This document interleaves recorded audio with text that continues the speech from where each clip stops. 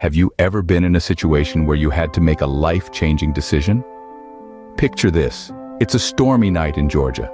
The kind of storm that reminds you of the relentless power of nature, an orchestration of thunder that rumbles across the sky, and lightning that splits the darkness, illuminating the landscape in flashes of stark white. Rain is coming down in sheets, a torrential downpour that turns the world into a murky watercolor painting. I'm driving through a small town, its quaint southern charm obscured by the storm. The headlights of my truck are barely piercing the thick curtain of rain, and the windshield wipers are working overtime, swishing back and forth in a futile attempt to clear my line of sight. The road is slick and reflective, a dark snake winding its way through the storm. The usual markers are lost in the deluge, making the path ahead uncertain. It's one of those nights where you feel like the only person in the world, enclosed in the cocoon of your vehicle, the rain drumming a steady rhythm on the roof. Suddenly, in the wash of my headlights, a figure appears, a spectral silhouette in the storm, wavering and indistinct. As I get closer, it takes the form of a woman. She's standing by the side of the road, drenched to the bone, her clothes clinging to her like a second skin.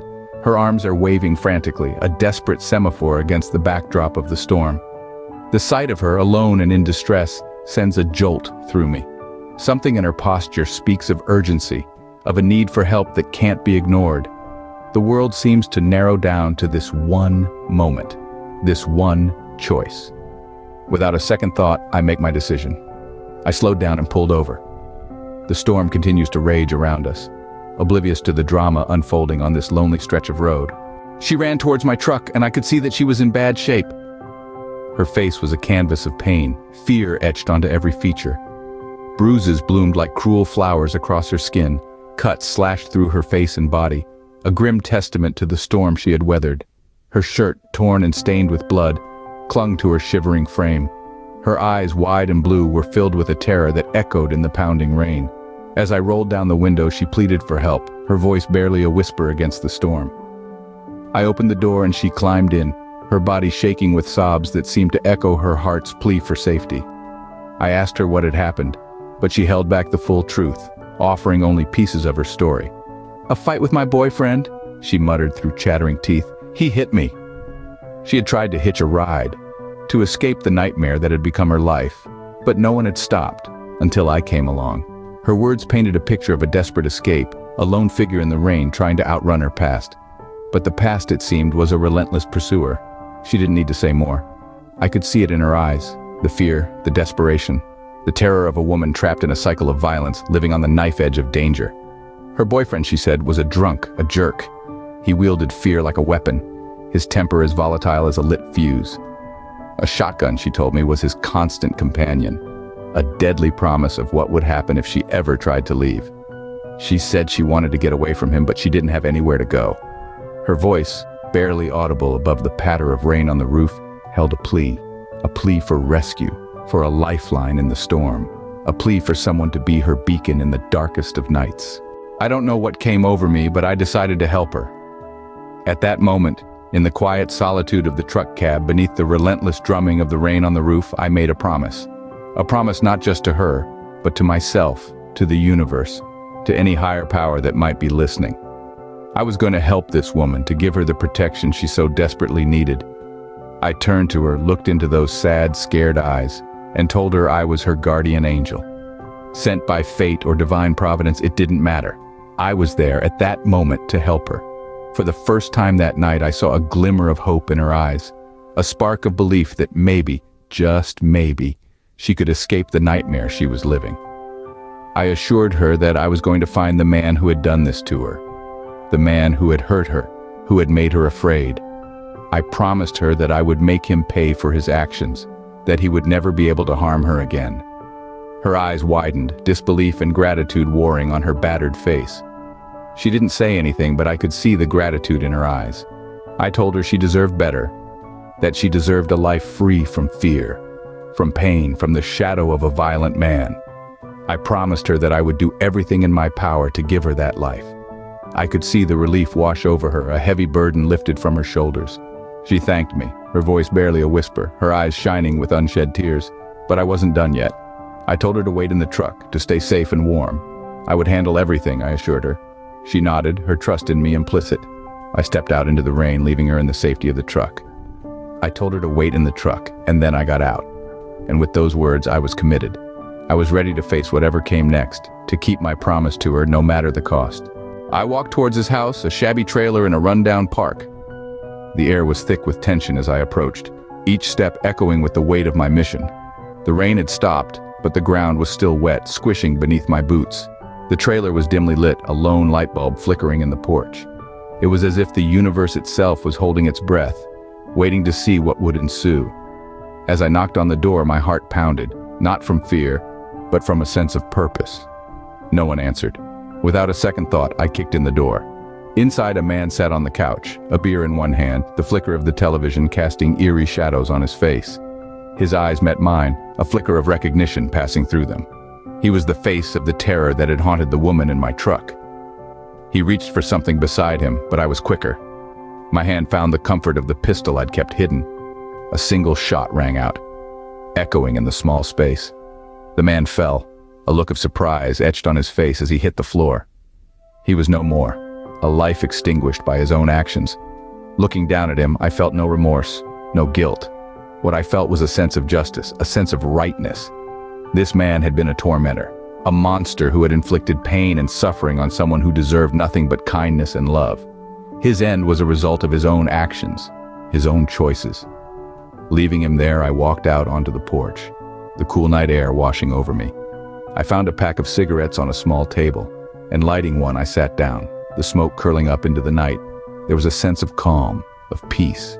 I had done what I set out to do. I lit one of his cigarettes and sat on the porch. I waited for the cops to come. There was no fear, no regret, only the quiet satisfaction of a promise fulfilled. The cops arrived soon enough. Their flashing blue and red lights cut through the darkness, casting long, eerie shadows. The rain was still pelting down, the evening chill creeping into everything. But in that moment, the cold was the least of my concerns. I watched as they stepped out of their patrol cars, their uniforms slick with rain, their faces stern and unreadable. They moved with a grim efficiency, a practiced routine. One of them approached me, his hand resting on the holster of his gun. But I didn't resist. I didn't fight. I just stood there, letting the rain wash over me, letting the reality of what I had done sink in. The handcuffs felt cold against my wrists. The officer read me my rights, his voice a steady monotone against the backdrop of the storm. His partner was inside the trailer, surveying the scene. I didn't need to see it again. The image was already seared into my mind. As they led me to their car, I turned to look at the truck where she was still waiting. Her face was pressed against the window, her eyes wide and filled with tears. She looked scared, but also relieved. I knew then that I had made the right choice. In that moment, as the patrol car's door closed behind me, I saw her mouth the words, "Thank you," and then clearly, "I love you." It caught me off guard, and for a moment I was speechless. But then I smiled, nodded. Even though the consequences were severe, even though I was being taken away, I knew I'd do it all over again. I settled into the back seat of the patrol car. As we pulled away, I watched her in the rearview mirror. She was still there, still watching me, and as the distance between us grew, I felt a strange sense of peace. I smiled and nodded. I felt the same way. We never saw each other again. Life has a way of taking unexpected turns, pulling us apart, and leading us down paths we never imagined. In the aftermath of that stormy night, my path led to a life behind bars, sentenced to a lifetime of reflection and repentance. Each day I woke to the cold, gray walls of my cell, a stark reminder of my actions. But even within this harsh reality, I found a strange sense of peace. Meanwhile, the woman's path led to healing and renewal. She was taken to a shelter for those who had suffered like her. There she found the help she needed to mend her wounds, both physical and emotional. It was a long and arduous journey, but she faced it with a resilience that was nothing short of inspiring. Her spirit, once dimmed by fear and abuse, began to shine brightly once again.